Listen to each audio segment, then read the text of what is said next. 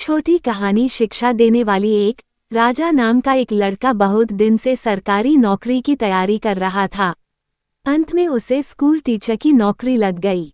जिस स्कूल में उसे पढ़ाने जाना था वो शहर से काफी दूर एक गांव में था, इसलिए उसे गांव के आसपास ही किराए पर एक घर लेना पड़ा।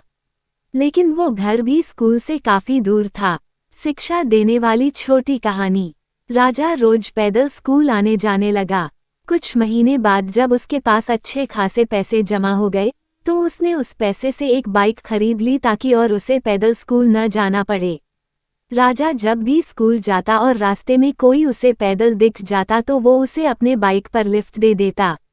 स्कूल से वापस आते समय भी राजा वही करता। ऐसा एक भी दिन न हो जिस दिन उसने किसी को अपने बाइक पे बिठाए बिना स्कूल गया हो या फिर वापस अपना घर आया हो। उससे जितना हो सकता वो सबकी मदद करने की कोशिश करता। एक दिन जब राजा स्कूल से घर जा रहा था तो उसे एक आदमी रास्ते पर अकेले पैदल चलता दिखा। उसने रोज की तरह उस आदमी के पास जाकर बोला कि आप मेरे बाइक पर बैठ जाइए, मैं इसी रास्ते से जा रहा हूँ, आपको आगे छोड़ दूंगा। वो आदमी खुशी खुशी बैठ गया। कुछ दूर चलते ही राजा को महसूस हुआ कि उसकी पीठ पर नोखिला कुछ चुभ रहा है। अचानक वो आदमी राजा से कहने लगा, गाड़ी साइड में लगाओ और पैदल घर चले जाओ। उस आदमी के पास एक बड़ा सा चाकू था। राजा डर गया और गाड़ी रास्ते के साइड में लगा दिया। फिर वो आदमी बाइक लेकर चला गया और राजा भी अपने किस्मत को कोसते कोसते घर जाकर सो गया। राजा बहुत दुखी था और भगवान से बार बार ये कह रहा था कि मैंने तो सबकी मदद करना चाहा है, फिर मेरे साथ ऐसा क्यों हुआ।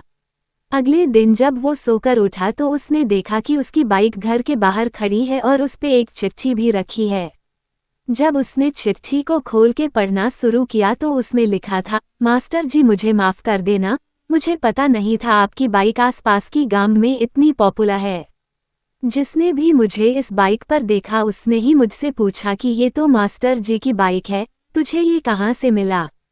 सबको पता चल गया कि मैंने आपकी बाइक चोरी की है, इसलिए मैं आपको आपका बाइक लौटा रहा हूँ।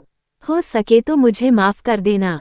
इस चिट्ठी को पढ़ने के बाद राजा बहुत खुश हुआ और भगवान का धन्यवाद किया। उसे ये विश्वास हो गया कि भगवान हमेशा अच्छे के साथ अच्छा ही करता है।